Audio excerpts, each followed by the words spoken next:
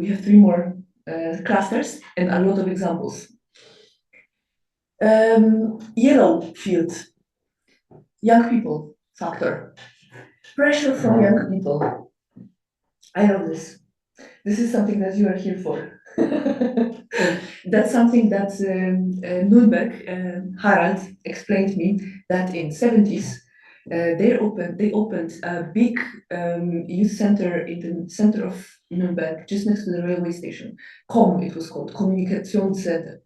And they did open youth work in very radical way. So all that was 70s. So all hairy people would come in one place and do politics. No? They would discuss, and it was the moment of very important moment in the history. So there's plenty of things to discuss, and all those young people would be just managing this place on their own. And why the municipality did that? Because otherwise, and they told me, and Harald was one of those people, hairy people in that place, and they explained that the administration was scared that all those hairy young people would go to the streets and protest. And this was actually the argument. And they felt, Harald felt that he was talking about him, that it was the factor that they were scary for the administration. So they led the building, and yeah, the history of you can, I have to put, I don't know, attachment or extension in our intellectual outputs, but because it's a beautiful story. Do you speak German? Well, I have a beautiful movie, a documentary, 40 minutes, explaining how this raised this common communication center and how it collapsed. But maybe that's not a story for later. Pressure from young people, active and organized young people, youth organizations, youth councils, the governing body, students' councils, all that. When there's pressure from the organized youth, there's much more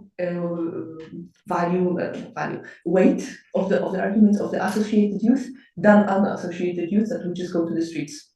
And to be honest, if pressure from young people would appear in Poland, I don't think the decision makers would care much. We don't have that power, or I don't know, social recognition or significance, or Or somehow this would be connected with politics. Yes. Be seen as a politics. And dismissed. No, oh, those kids want something, and that's a cultural factor for sure. That's lack of trust as a factor for sure. But yeah, we need institutions to wait, I think. So that's why in Krakow story, we instead of just going to advocacy as a single youth organizations or young people, or group of young people, we established a committee for citizens dialogue, which is a recognized body consisting of organizations, but it has a weight. So yeah, sometimes the arguments and the way in our pathways is to get organized.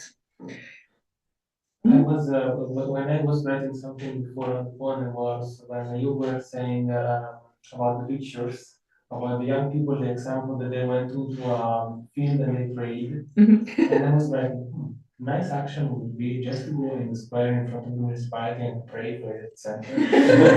You make photos, it's a lot of impact. You use only 10 minutes.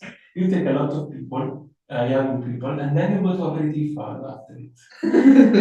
It's wonderful. I mean, we can do that. Yeah, let's It's see. because it's a lot of impact, and it's not like the normal manifestations of socialists that always are so hated by the establishment. It would totally work in Poland because it's a religious gathering. Except that young people wouldn't do that because they are against church right now. But for Becca, for fun, for fun they would. You can call it meditate, not pray. Oh, meditation. Yes. Say it's a prank. Yes, yes. Would you do that? Yeah. But for fun or really, right? Depends. I mean, like, there's a lot of people who still believe in churches and Jesus, so it wouldn't be hard to organize like the actual prayer. But of course, like meditation or just organized group just would for taking pictures for impact, yeah, it wouldn't be a problem at all. A huge yeah. And this or Yeah, even this. yeah. Perfectly fine, no? Yeah. So different type of pressure, because on one level there is this, which is the effective form of the old let's go with torches inside of the streets. But there is also, not sometimes, now many municipalities also in Italy, finally also Naples has activated the youth forum, so the elected representatives. So now there is a structured way to have pressure. If only the youth forum would work, then That's another thing. No, when we get organized, they need capacity building. Young people, basically, generally, young people need a lot of support in that process. No, knowing the administration, knowing the way how to advocate. If they do that like freely, lots of mistakes on the way, and I've made all of those mistakes, so I know. No, and without the support of youth workers, it can really either turn into the directions that we really don't want, or this is actually harmful for the cause of youth. Because they show, I don't know, the face of youth that is not collaborative, but it's really damaging.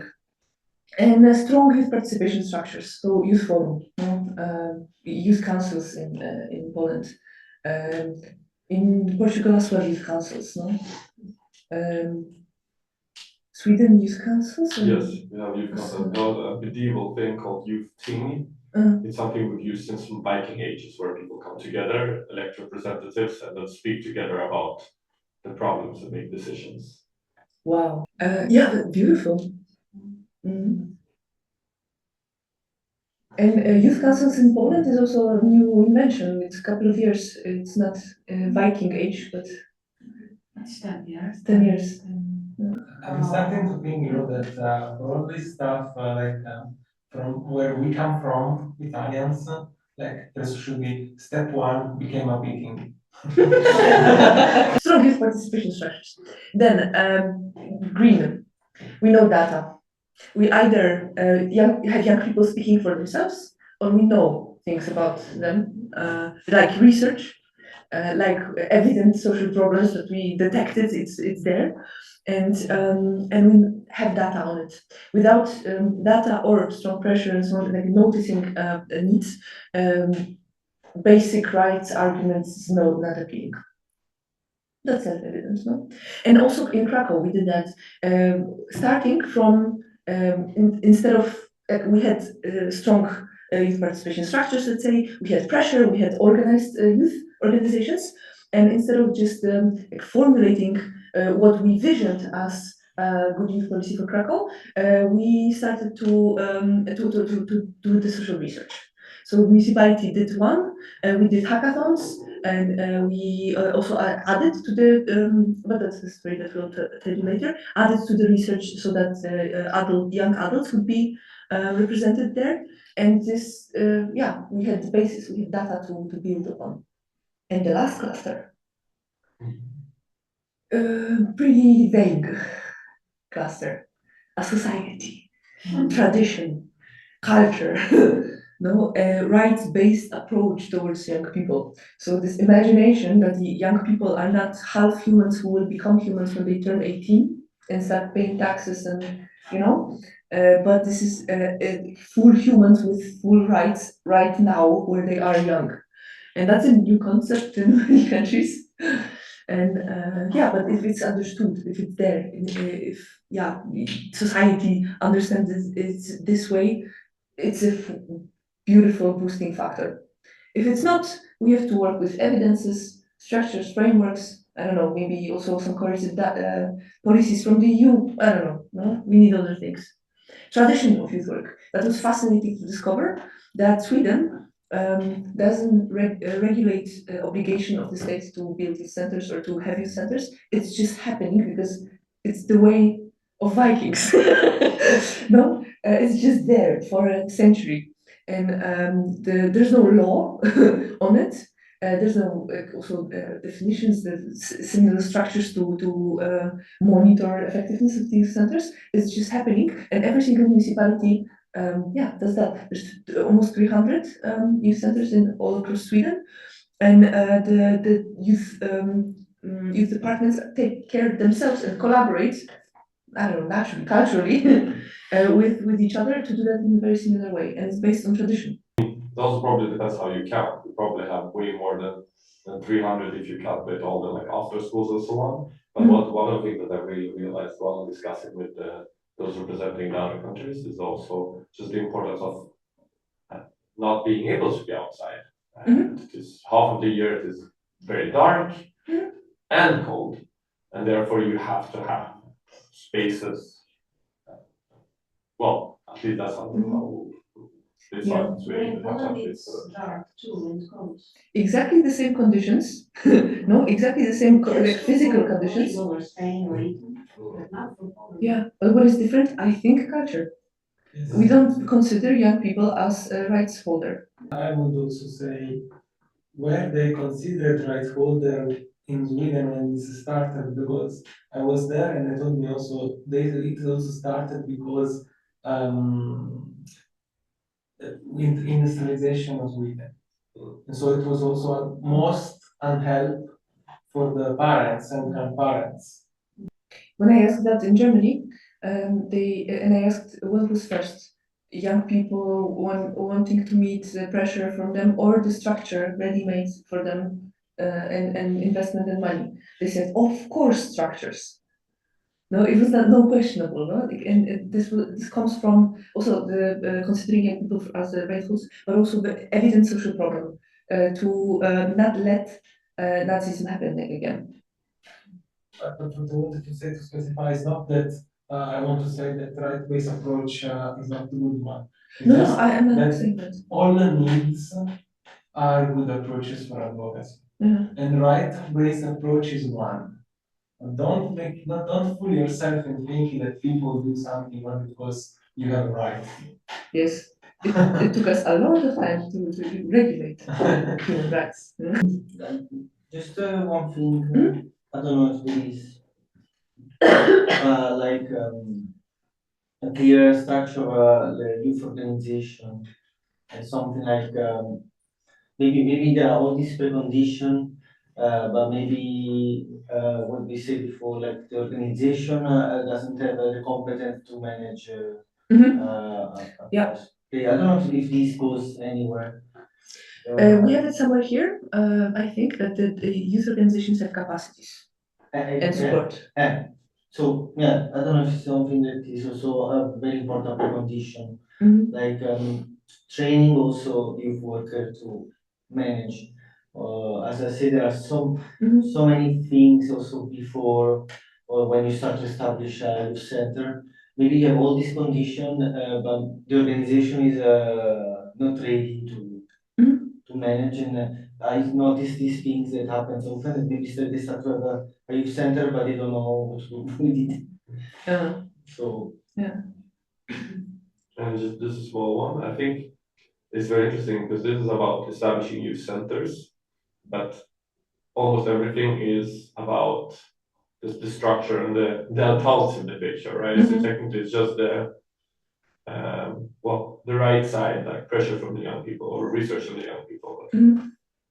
But I'm not really like, maybe it would be good to have a clear one, like what do the youth want? I think if you're establishing a youth center, understanding what the youth would like to want or what they're missing is important. And I think it's somewhere in between research on young people and evidence of social problems. But what do youth believe are the problems, or like do they see as their needs? I think that one is very important to make sure that youth are. Yeah, in Krakow, this was very evident. Like when we did pre-research, no, just like the workshops and this need of having a space, and they formulated it in this way: we need space, not we need places where we can develop skills and meet and blah. We need just space, and this was the most the most clearly articulated need that the young people could like, say themselves, and it was also taken into consideration. I think in Italy we'll just start. We need a space where to meet people.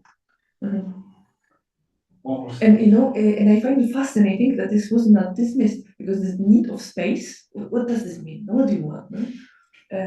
I wouldn't expect this to be understood, but I think we went also with conducing political momentum, and we had a very cool mayor. I mean, not mayor, but colleague. He just got that. Yeah, it's also like when we had youth centers 7, 8 years, that we had more or less the same positive wave from decision makers, and now it looks like that everything's going against us. So I've picked few to talk about. Youth is a hot topic. So this momentum, I mentioned that in the previous slide, where we want to use a topic that is right now very evident and evident social problem to drive the process. Young people and youth workers can do exactly the same thing, like, and do that together.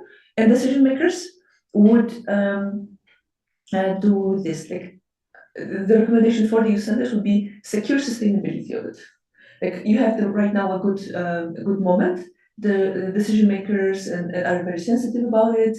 I mean, the topic itself is on the agenda, on every agenda. So your job right now is not just to solve the problem. That's a long-term strategy, but secure sustainability and include youth centers in the picture. So take advantage that no one questions youth work, because this might pass. Get on board to regulate how youth work should be done in your country, city, define it, assign responsibilities, responsible entities, and the budget on it.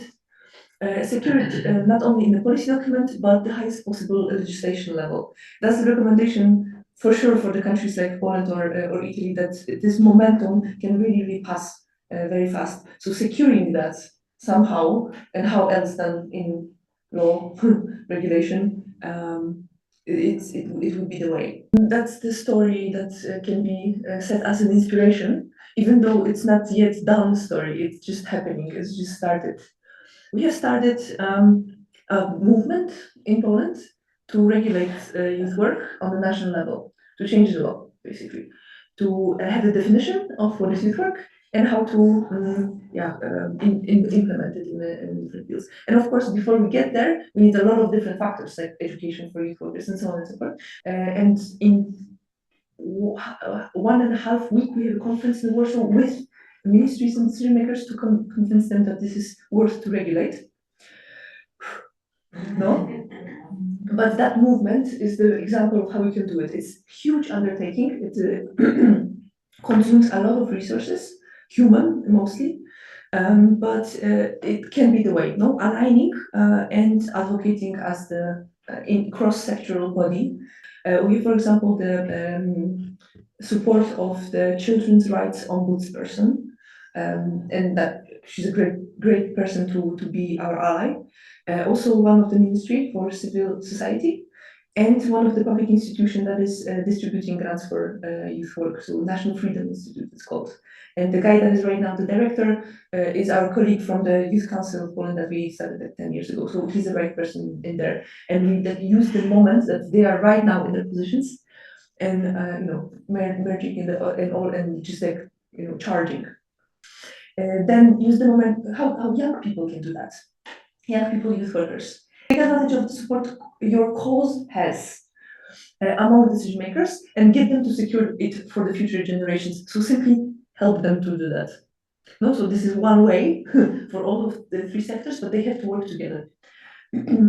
Make your petition to establish it, or contribute to the social research that like we did, or don't forget to collaborate and support them in collecting resources, channel the voice of young people.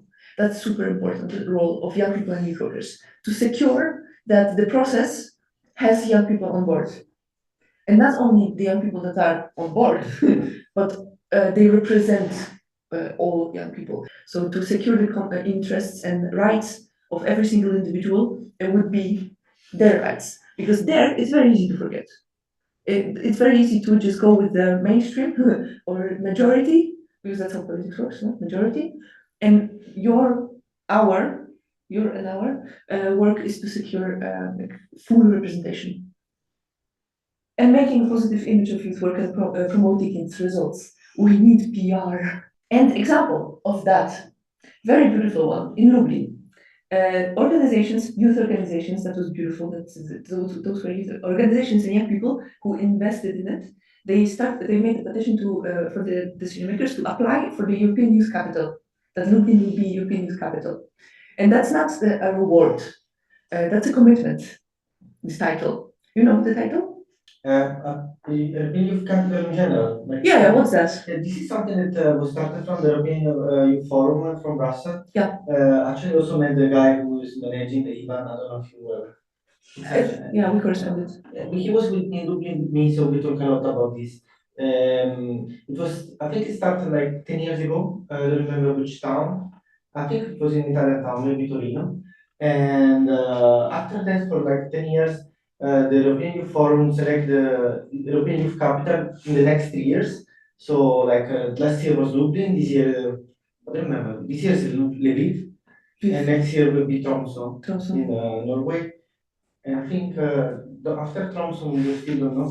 We still don't know. Yeah, but everyone can apply. Like, if you have a good connection with municipality, you can ask your municipality to apply because this is not from this organization. Yeah. So it's a municipality that, like, if there is a consortium or youth organization that want to apply, they ask the municipality to send an application. This is actually not very hard.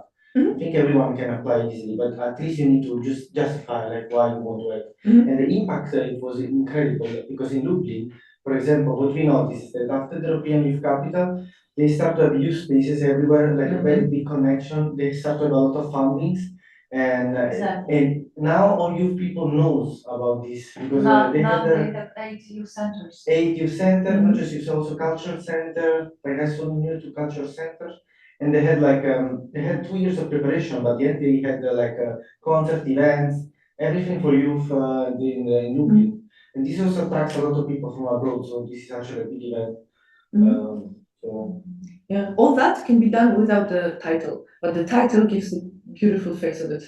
And it sparkled a lot of different actions, and Lublin is super proud of it. And they take it as their success story and brag about it everywhere. Yeah, so every single person knows that what is youth work. Yeah, so that would be the recommendation, no? Youth is a hot topic, let's use it.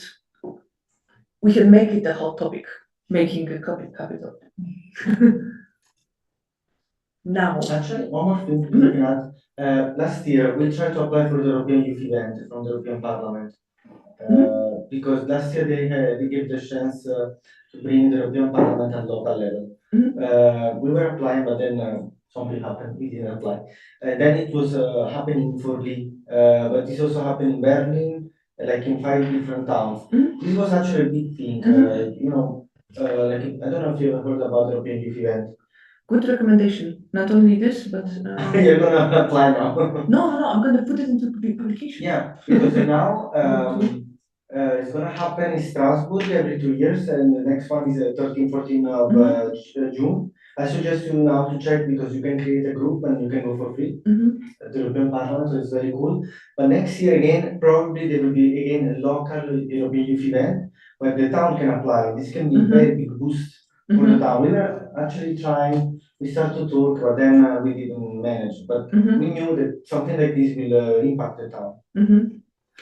Actually, what Portugal did in that department is European Youth Centers title.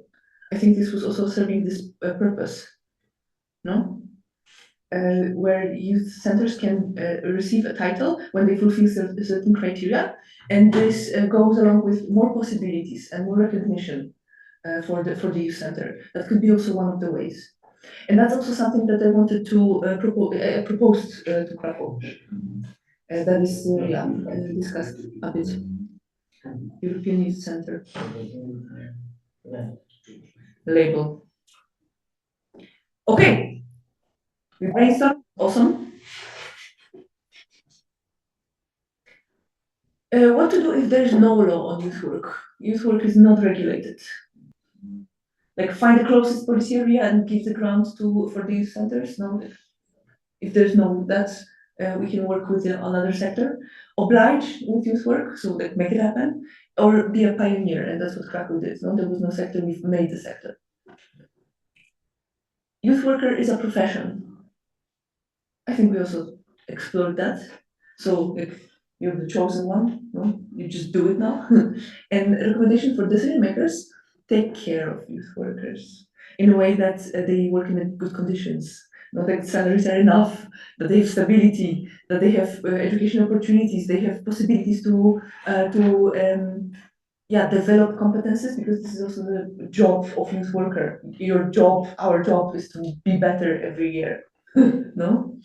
And the example, rewarding youth workers. No, like, I don't know if it's a good example, like in my opinion, no, but there is a case of this. Rewarding youth work is one of the ways to make profession prestigious. But it shouldn't replace the basic working conditions and things like that. And the examples are, for example, National Youth Work Awards in Scotland. That's very big festivity in there, national big gala and so on. Or Krakow, Antoni Weissenhof Award in Krakow, where you can get gold, diamond, gold, and silver Weissenhof. And that's the guy that was the principal of one of the high schools that was very open to young people. So they commemorate the name through making that. Or Eurodesk Awards for the best projects of empowering young people or informing them and so on. Yeah, I saw that you have mentioned Eurodesk awards. Yeah. But are you part of the network? Yeah. Can you tell us how this works? Every country has its own way to work with it. Eurodesk offices are offices that Oshinchi will be in a second. I think you just been to the training. It is the network, usually the network of youth information, European information for young people centers. So the places where young people can go to ask about opportunities that European Union gives, like if exchanges, volunteering, working abroad, studying abroad, doing own projects, and so on. And Poland organized it this way that they give train different organizations, municipalities, job offices, and so on, and they create a network. Like we meet once a year always. There's more possibilities for training and so on. And they also support projects, information projects. They fund it. And only Eurodesk net points can apply for it. That's pretty nice, pretty cool. And but the service as the information center is not it's not monetized. So we do that because we have that in our mission, and we don't receive funding from the network, but just materials and training, and it's very beneficial to just involve that in our mission, to be the hub for information. But are you a member of this? Of course. So you need to pay a membership? No. No, it's for free. It's for free, but it's costless and with other perks than money. Yeah, and we also report how many things we do, how many people did we inform, in what ways, what works, what doesn't. We've been to Poland Rock Festival this year to be the information point for young people there, and we had so incredible talks. Have you talked with 300 people every day? Is it possible at all? Yeah, it was no, and we were 10 people in the tent, and they would just really come, especially for the point. That was incredible. Usually we're like forcing ourselves onto like, please let us help, let us tell you what you can do, and schools no? But in the festival they would come to us to ask for things. That was beautiful. So yeah, those kind of things you can do being a information center. Closing the presentation goes on, but I will show you the possible pathways at the later session. And for the people online, I will just click through what to do if youth worker is not a profession, and that's something that we did in Krakow. We made it a profession. Then category of youth centers doesn't work. So how to define it? What's the risks and there are the risks of defining it as well.